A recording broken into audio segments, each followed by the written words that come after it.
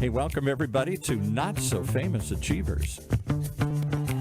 Weekly conversations with some of the world's most amazing but not so famous achievers on what they did and how they did it and what you can learn from their journey. With your hosts, Will Christ and Robert White. Hey, guys. Hey, welcome to everyone, and thanks for the great introduction, Paul. We have a very special guest today. Coach Michael Taylor is an entrepreneur. He's a friend, I have to admit that. He's an author of 8 books, so I'm insanely jealous. Michael's a talented motivational speaker. He hosts a couple of radio and TV shows, so in a way, he kind of violates our not so famous part. He's a bit famous, but Michael knows a lot about overcoming adversity, about surviving some tough stuff in life, and how to build a really rewarding and fulfilling life. And he's been sharing that knowledge with others for many years. He's an incredible husband. He's an incredible talent. He's a good friend and full self-revealing. In his latest book, I had the absolute honor of writing the foreword. So good morning and welcome, Michael. Good morning and welcome, Robert. And thank you so much for having me. I love the layout of the show, the ones who are not so famous, but who are actually committed to making the world a little bit better. So thank you for having this platform that allows me to share. And of course, I get a chance to introduce you to my dear friend, Will Christ. And Will's background, Michael, is one that complements mine and complements yours, because he's a genius when it comes to actually execution in companies, especially the kind of a company that's a growth oriented, one that really wants to do something other people perhaps have not done. So let me introduce you to Will. Hey, Michael. What's going on, Mr. Will? So what are we doing? You're in Denver? Is that right? I'm in Texas. Oh, tell me where. I'm in Houston. Houston. My family lives outside in Magnolia. You know exactly where that is. But we grew up in Edinburgh, way down the Rio Grande Valley. So how did you get to Houston? Well, actually, I was born in Corpus Christi. And I couldn't wait to leave because Corpus felt so confining and small. I wanted to get to the big city, but I actually went up to Austin first, worked there, and then moved to Houston later. But I call Houston home. Houston is where I feel most comfortable. Well, you know, that was the same. My experience was the same in the Rio Grande Valley, and my wife's too. We grew up about 8 miles from each other, never knew each other until I was 30. But our whole thrust after high school was to get out of the Rio Grande Valley. She wound up at Berkeley, and I wound up in Cambridge, Massachusetts. And it was like we never knew that humidity and heat were not the natural parts of life. You know, this is how I ended up in Colorado. When I left Asia, I was blessed to have been able to live anywhere that I wanted in the world. And I chose the place that had low humidity. We got up there and it was like, I mean, when I left and went to Boston, it was like, wow. I mean, not only is it cool, but it's I'm not sweating every time. This is a different kind of life. You know, Michael, I did the kind of standard introduction of you, and one that I hope honors my respect and love for you. But you were not always the rich and famous guy you are today with big goals and a big dream. You've had your share of challenges in your life. I think it would be useful if you could summarize some of that background for our listeners. Yeah, well, I was born in the inner city projects of Corpus Christi, Texas, to a single mom with 6 kids, and we were basically the poster children for poverty back in the 60s. And when I was in the 11th grade, I decided to drop out of high school because I had a guy convince me that I could get rich selling vacuum cleaners. And it was a poor choice, but you know, interestingly enough, it taught me a very valuable lesson. And that lesson was, I wasn't afraid to take risk. So I really see that as an attribute. And so even though I never sold a single vacuum cleaner, I got lucky. Actually, I didn't get lucky. I was fortunate enough to land a job with this building supply center. I worked extremely hard and I climbed the corporate ladder. And at the age of 23, I was living the American dream. I had the house, the wife, the 2.5 kids and all of that. And by society standards, I had succeeded. And within approximately a 6.5-year time frame, that American dream turned into the American nightmare as I went through a divorce, bankruptcy, a foreclosure, a deep state of depression. I was actually homeless for 2 years living out of my car. And during the darkest period of my life, I received a miracle. I was sitting up late one night because I was too depressed to sleep. And I was sitting at the edge of my bed, looking across the room at my bookshelf, when I happened to notice that every book on my bookshelf had something to do with getting rich or making money. And as I looked at those books, this question just popped in my head. Michael, what if you took all the energy and effort you've used in trying to get rich and simply figure out how to be happy? All right. And as simplistic as that question sounds, it literally changed and saved my life in an instant because something in me shifted. And all of a sudden, my depression lifted and I had this amazing clarity that I was going to be able to rebuild my life. And as a result of asking that question, I stopped reading books on getting rich and making money. I started reading books on psychology and philosophy and spirituality and personal development. I went on this amazing journey of transformation. And as a result, I was able to rebuild my life. And now I'm living my version of an extraordinary one. Wow. Well, thank you for weaving in extraordinary. I appreciate the publicity for my book, Living an Extraordinary Life. Michael, our connection started with, many years ago, I founded and led a company called LifeSpring. And that's one of the steps in your journey, attending that high impact experiential learning event. I know that it still lives for you in your life, but how does it show up for you? I mean, what was it about that experience that changed so much in your life? Well, LifeSpring was the second most impactful thing I've ever done in my life. When I went to the LifeSpring trainings, I was in the middle of my depression, trying to figure out, where I was going with my life. And I was really confused because I had done everything society said I was supposed to do, and yet I was absolutely miserable. And interesting story, I was sitting at work one day because I was so depressed, and I was sitting in my office and I was reading a USA Today newspaper. And in the center section of that newspaper, there was this huge cruise ship going across the top, and there were a bunch of little articles about things to do for the summer. And because of my depression, I thought, I'll take a cruise. That'll help lift my depression.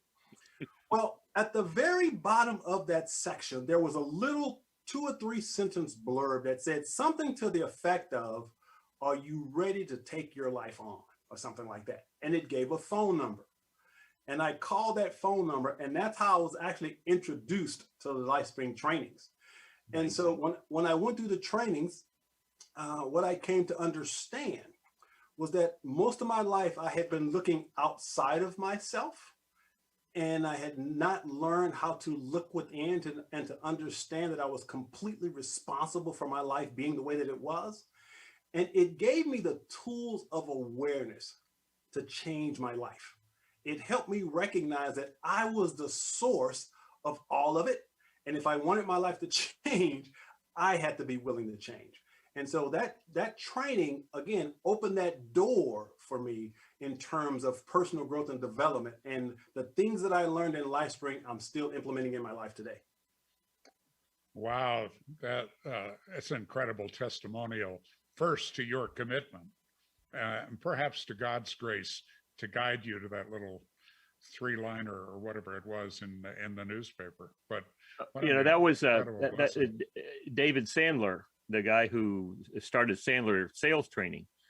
He started off with his training program with an ad in various newspapers that simply said, "Sick and tired of being sick and tired," and he put the number under it. Yeah. And you know, sometimes it's those one-time running ads that change your life. That's amazing, right? And I don't think it's just it wasn't just random. It wasn't just random, because there's something there that helps us to pick that out.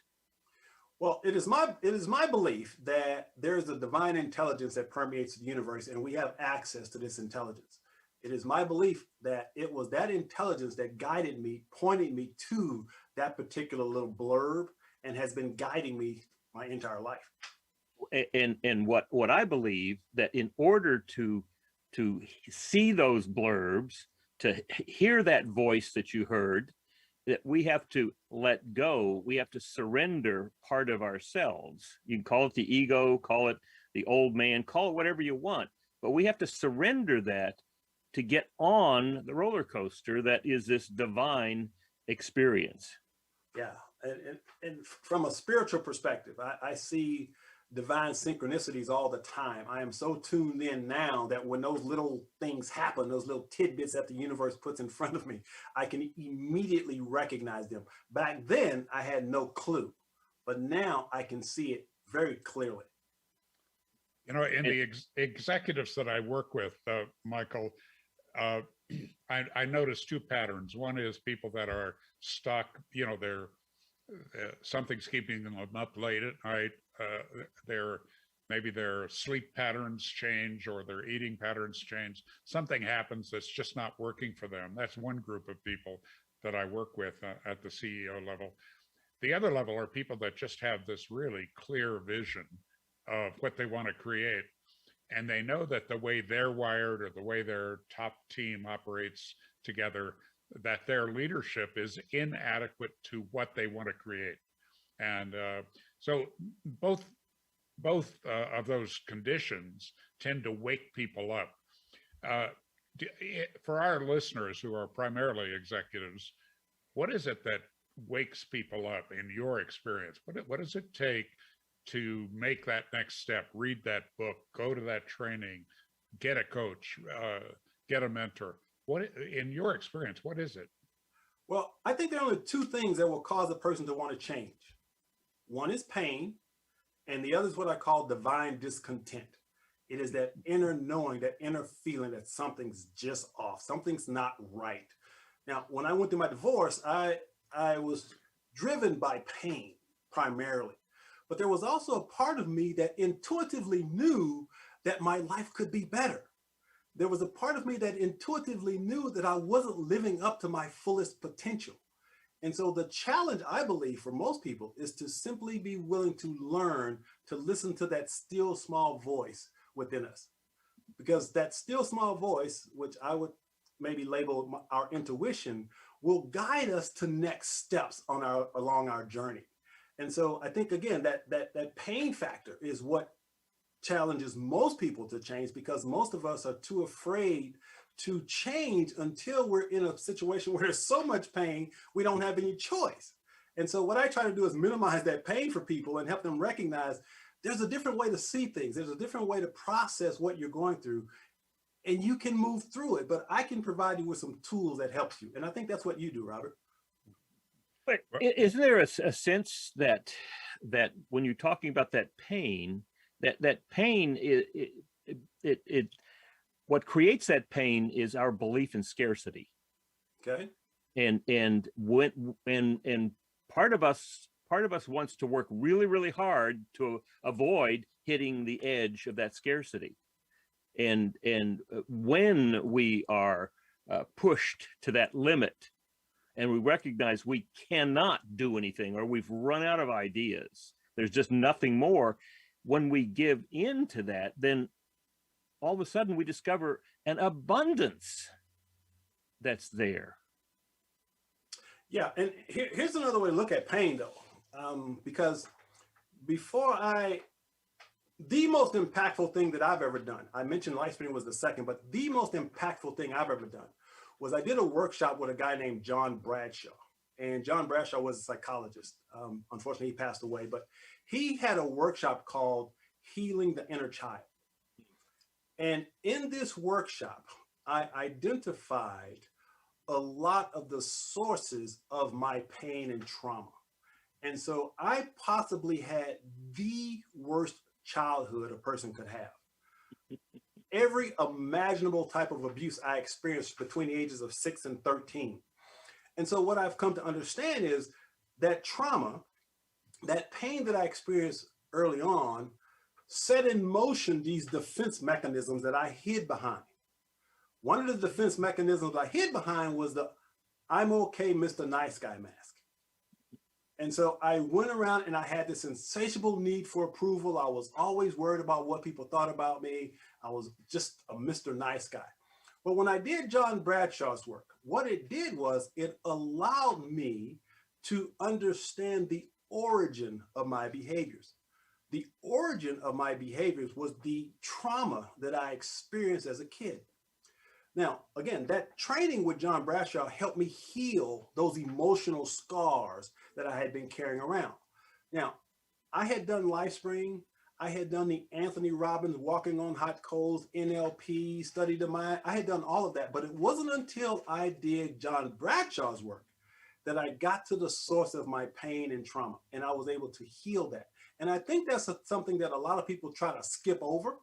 If we have those traumatic events in our lives, we can't intellectualize ourselves out of it. We must be willing to heal it and feel it and heal it. And that's a process.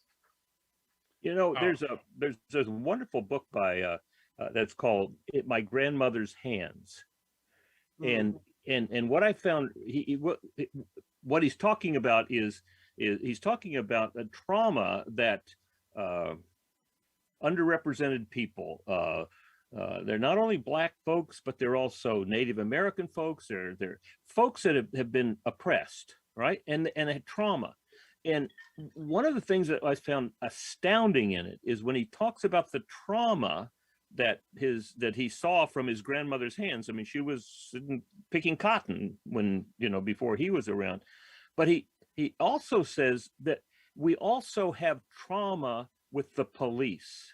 When you think about what police and first responders go through every day, and they don't recognize it as trauma, and there's not any real processing of that trauma, it just creates this incredible confusion out on the streets. And that what you're talking about is how to deal with that trauma, whether it's historic or whether it's present day trauma. That's got to be processed before we can really be open to the abundance that's there, right? Absolutely. But there's collective trauma, which is what you were talking about. Mm-hmm. But I think the real challenge is individual trauma. Yes. And being willing to look at the events in our lives that shape us individually. For example, for me, those 7 years that I talked about between 6 and 13, that experience physically, emotionally, sexually, that trauma lived in my body because I didn't have an outlet to release it, to let go of it, to get the support to deal with it. So what happens is we create these defense mechanisms. Now, one of my defense mechanisms was being smart and being successful. Because I was so filled with shame, I thought, okay, if I have these successes, people will like me, right? So it was triggered by that early childhood trauma. This drive to succeed at the beginning was actually shame-based. And so when I did John Bradshaw's work and I started healing that shame, I came to understand that, yes, I could be successful, I could be happy, I could be rich, whatever, without the shame attached to it. And so processing that shame and moving through some of those unhealed traumas, I think, is the reason so many people, even as entrepreneurs, are unhappy, because there's stuff that they haven't dealt with. My experience in working with executives is that they are masterful at avoiding things that happen in their past that they carry as a burden. They're masterful because they are focused, they are aligned to a bigger vision. That maybe some of it's ego, and I don't care where it comes from, but they're so driven that they're able to succeed in life. But what's missing for them in terms of joy and satisfaction is that kind of unhealed or still carried with them garbage from the past.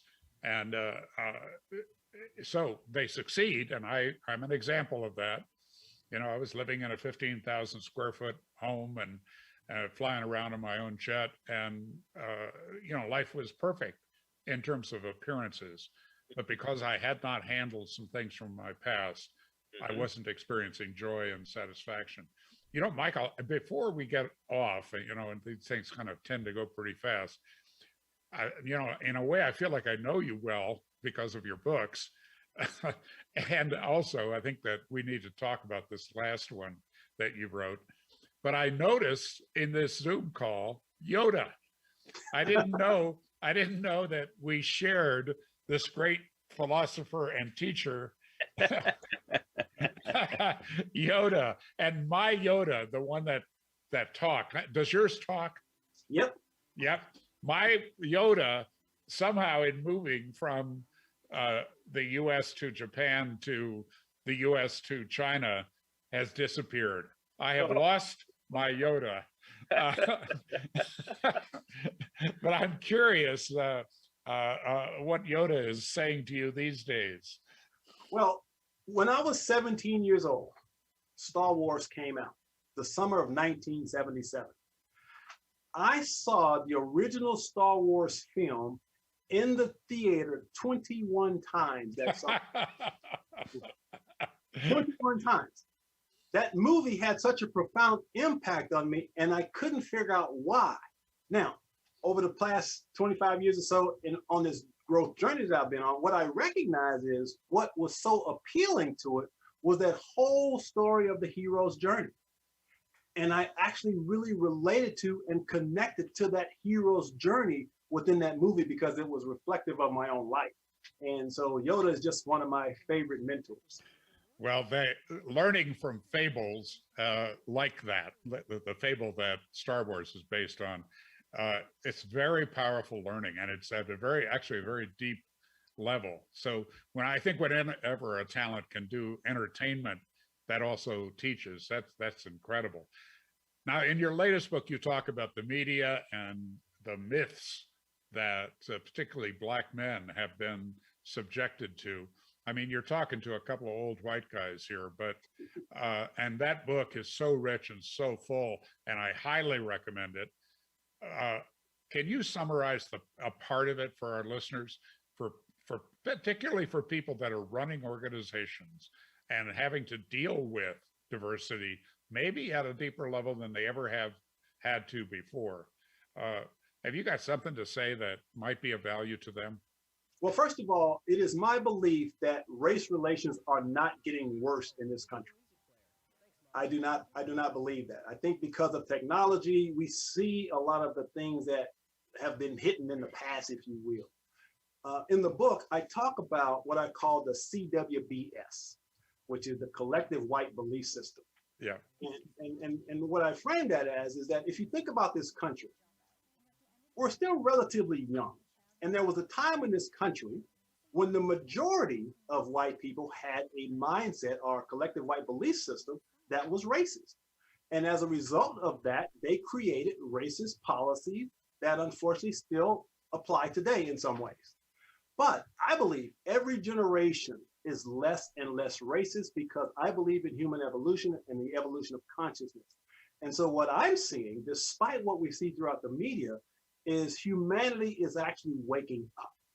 And we are actually moving in a direction where we will get to a place at one point where we'll recognize and appreciate people of all ethnicities, people of all genders, people of all sexual preferences. We're moving to that in that direction. And as a man who happens to be Black, I get a lot of pushback from the Black community saying that I'm denying that the challenges exist. Well, I'm not denying the challenges exist. I'm saying my perception is humanity is moving forward. We're not going backwards. And if I look at my short 60-year lifespan, the progress that this country has made in race relations, how can I not be optimistic? I remember as a young Black man, segregation and sitting in the room and not seeing Black people on television and having conversations with my grandfather about racism and slavery and all of that and how painful that was. Yeah. But again, as I look at the younger generation, they're not exposed to that. They see, and if you see who's, marching in the protests these days and these young activists that are speaking out, see, I believe the consciousness is shifting, and I'm extremely optimistic about the future of race relations. And I put that into one of the chapters. Well, Will, I think now you know why I was so eager to invite Michael to our little get together. Right. So let's take a short break here and come back. And I want to hear more about this. I'm going to ask some questions about what people can do for both healing their own trauma and also for participating in this awakening that I think we're seeing, not only nationally, but globally. So we'll be right back.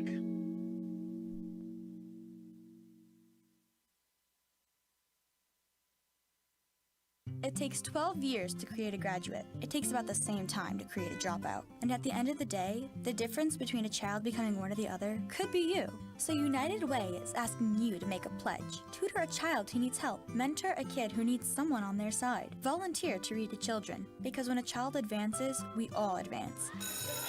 Be a reader, tutor or mentor, give, advocate, volunteer, live united. Take the pledge now at liveunited.org. Brought to you by United Way and the Ad Council. The Wooden Floor is a nationally recognized, award-winning nonprofit that gives underserved Orange County youth the tools to live fuller, healthier lives through a unique approach grounded in dance. The Wooden Floor makes a long-term investment in these young people, providing free intensive dance education supported by academic and family services. The result is students graduate high school and attend college at a rate about 3 times greater than their peers. Find out more at thewoodenfloor.org. He's animated, he moves, he talks, and he's very cool. All right.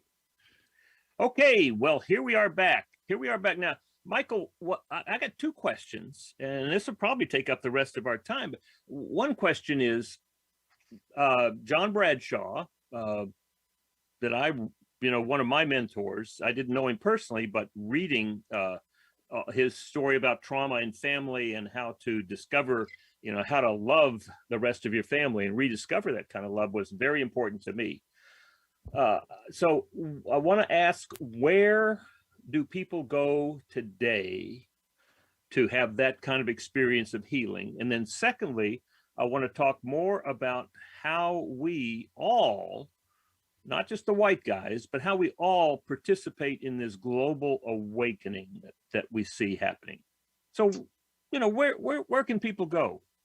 Well, again, I'm an optimist, and the lens through which I see the world says that there are so many podcasts and videos and online courses today that deal with just about anything you want to deal with. So the first question I think we have to ask ourselves is, am I genuinely happy with my life? And if not, what do I need to do to become genuinely happy? Now, most of the time when someone asks themselves that question, they'll start thinking about, okay, do I need a new job, or do I need a new car, or do I need something outside of me to become happy?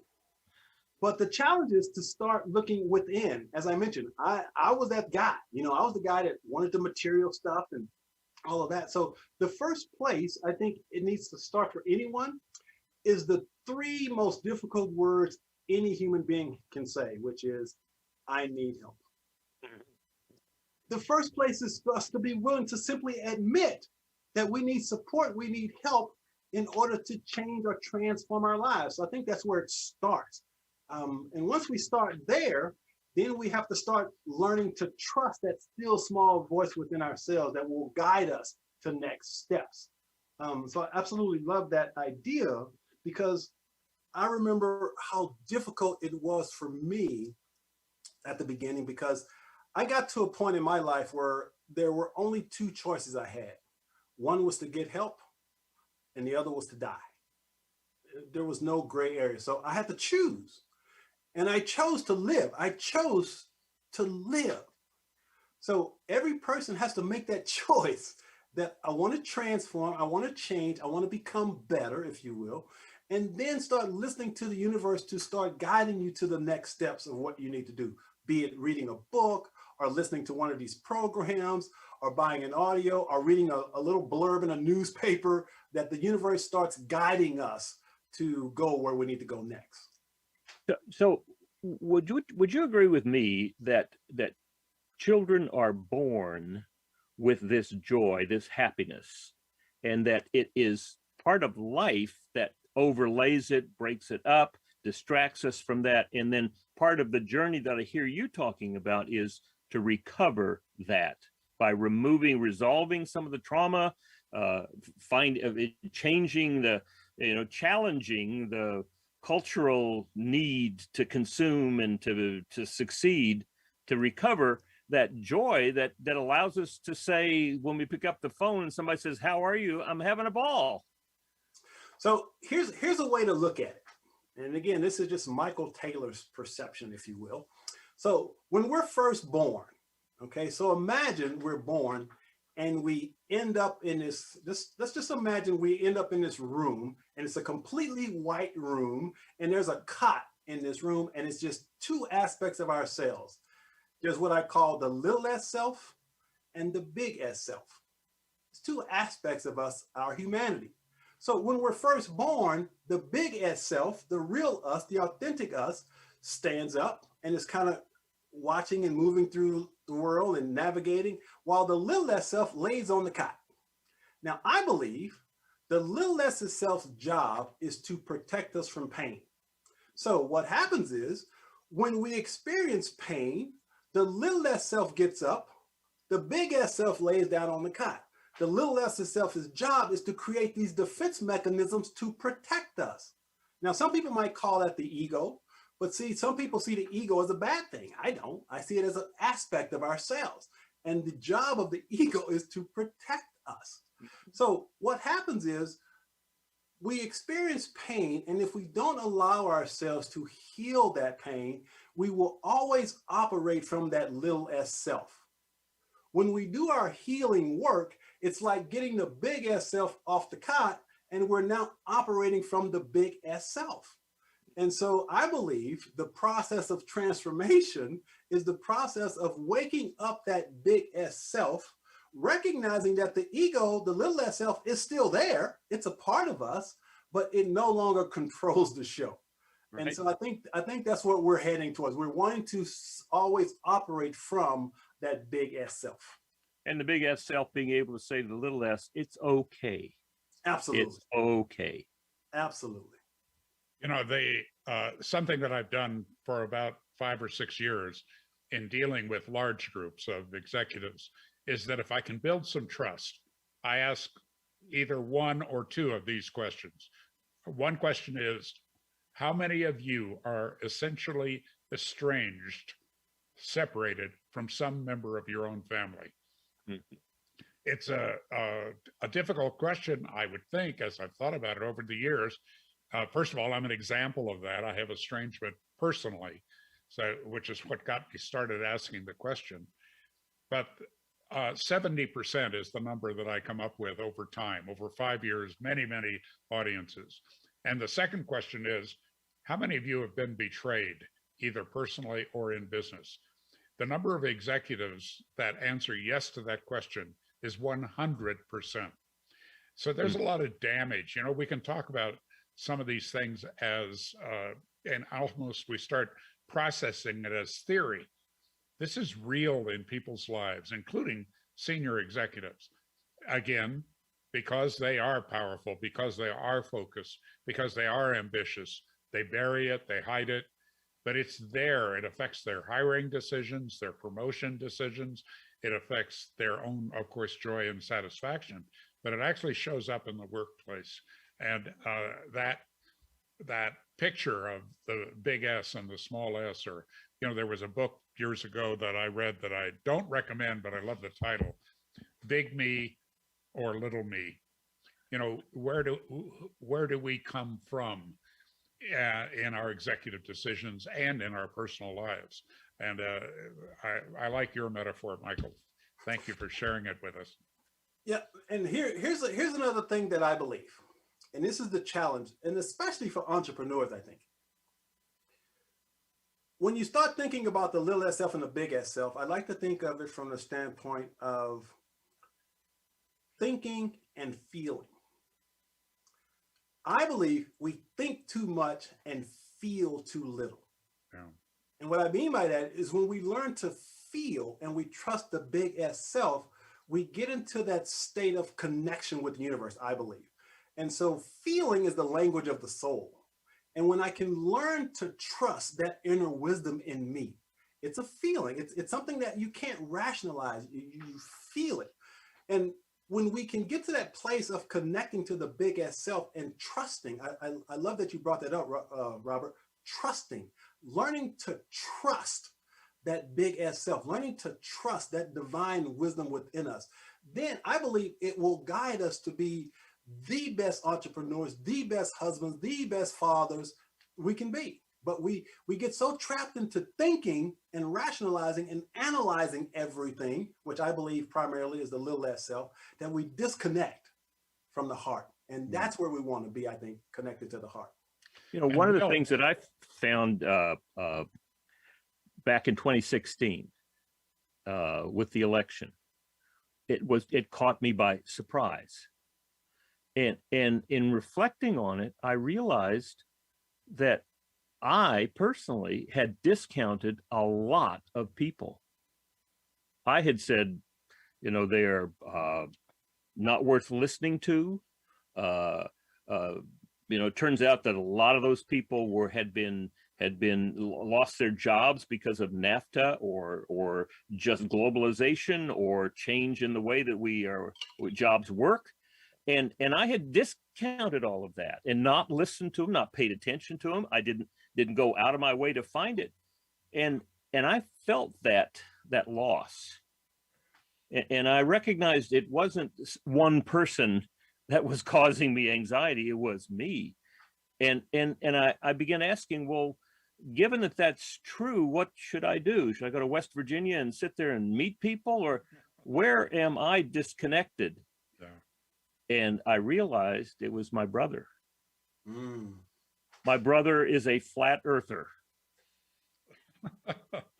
And my wife and I had systematically put him down, laughed about him behind his back, not talked with him about anything that was important, thinking he was stupid.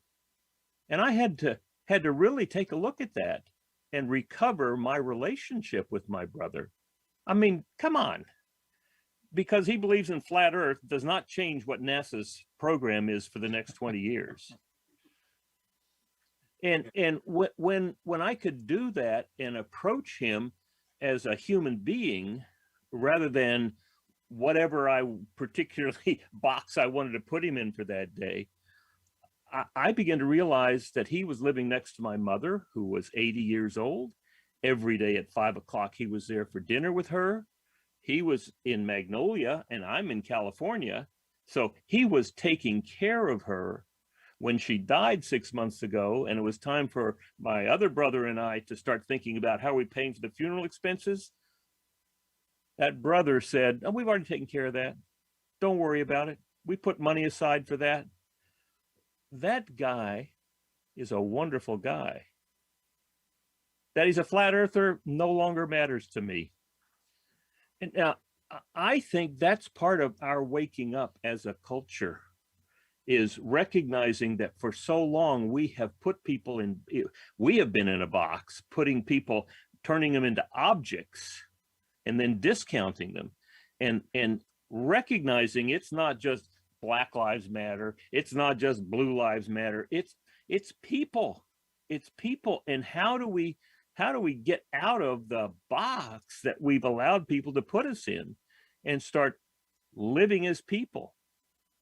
Well, I think it would be helpful to stop paying attention to the media as a beginning part. But Michael, we're coming to the end of our program. And so what's your message today for the executives that participate in this conversation with the not so famous achievers? What's a core message for you today in terms of, particularly in terms of some of the stress that executives and our entire society is experiencing around race, around politics, around religion, around all the buzzwords, but that ultimately add up to, as what Will just shared, to a personal issue, to personal estrangement, to personal betrayals, to the things that have happened to us that don't prepare us very well for the future. Well, you know, the original title of the book was "Don't Believe the Hype of the Negative Media." So that's my first message. Don't believe the hype of the negative media, because my perception is there are a lot more things that are right with the world than are wrong with it. And as they say, what you focus on expands. And so if you're focusing on all of the negativity, that's going to expand in your environment, in your thinking, in your actions. I honestly believe that every human being is connected to divine intelligence.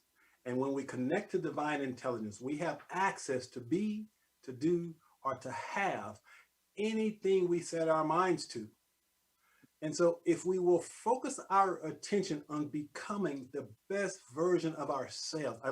There's a guy named Neil Donald Walsh who wrote a series of books called Conversations with God. And he said, our purpose is to become the grandest version of the greatest vision we hold for ourselves as human beings. And I love that, because that's where my attention is. I'm always focused on becoming the best version of myself. So focus your attention on becoming the best version of yourself, and the world will automatically heal. Wow, that's more than a little inspiring. Michael, if people want to connect with you personally, how do they do that? Simple, just find me online at coachmichaeltaylor.com or any social media property at Coach Michael Taylor. Well, I count on Will to wrap all of these things up and put a pretty bow on the package. So, Will, share some wisdom with us. Well, I think one of the things that I do when I'm working with businesses through the entrepreneurial operating system is I made a choice several years ago to not be a coach, but to work with an operating system, because I believed that it gave more leverage to the whole enterprise. It ultimately affects everybody in the organization. Sometimes the entrepreneurs or the leadership team, some of them might be so damaged that they do need a coach, or they may have such high aspirations that a coach would be valuable to them.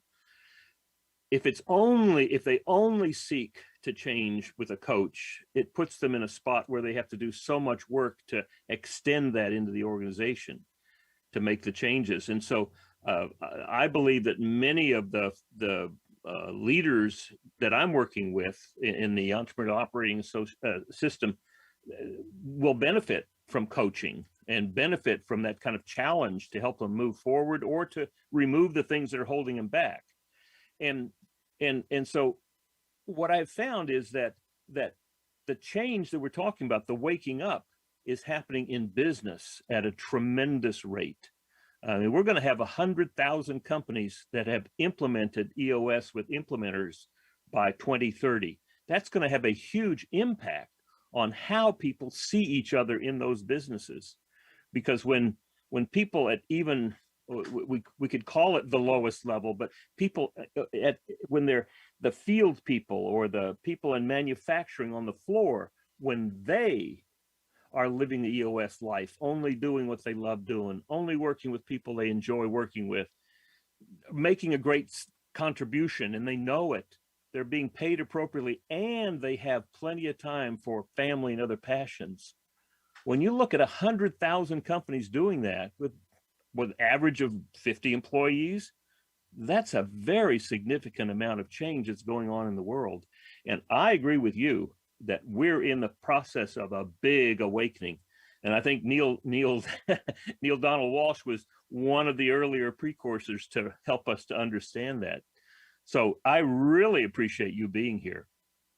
And now, is your last book the one that you would suggest people read? Yes, I again, because it has nothing to do with race, but it has everything to do with race.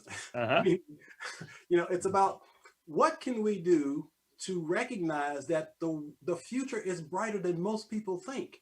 There's a chapter on some of the evolving technologies and how it's changing the world for the better. I talk about the importance of love and relationships and all those things that, we all look for, because every human being wants 4 primary things, I believe. They want inner peace, dynamic health, great relationships, and financial abundance. Sum it all up. We all want the same thing. And this book sort of helps guide them to get that. And didn't the creator want that for us too? Absolutely. Ooh. Ooh. Good one, Will. Way to go.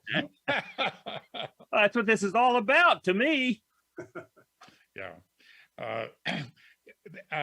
When I was promoting my book, Living an Extraordinary Life, the question that got asked most often by interviewers was about one sentence in the book, which is, life is simple. This does not mean it's easy. Life is actually simple. The great teachers have educated us about that for thousands of years. Lao Tzu and Jesus Christ and Confucius and more recently Napoleon Hill, and for that matter, John Bradshaw. Life is simple. It's just not easy sometimes. And gathering together to look at principles, to look at things through that positive lens that Michael is talking about, it can change everything, for not just for us, but for society as a whole. What a wonderful, wonderful conversation. I feel really, really blessed to have been in it. Well, and this is the first, Michael, of many conversations that we're going to have, because I believe that even more than conversations with the rich and famous, it's those folks who have a kind of a sense of enough, a sense of abundance, a sense of sharing and giving that may not hit the front page, but being successful, not so famous. And that's what we're going to be looking at. All right. Thank you so much for being with us, Michael. Thank you, Robert, for introducing us.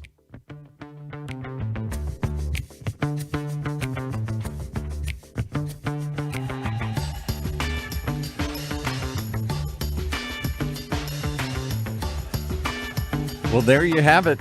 Another reason why you got to come back and join us each and every time as we talk with some very successful but maybe not so well-known entrepreneurs on what they did.net.